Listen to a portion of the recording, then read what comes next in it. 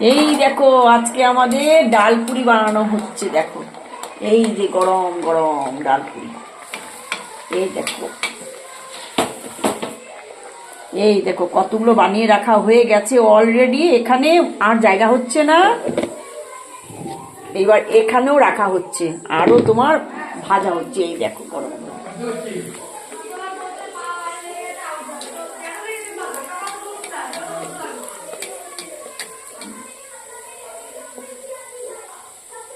কি সুন্দর ফুলছে দেখো।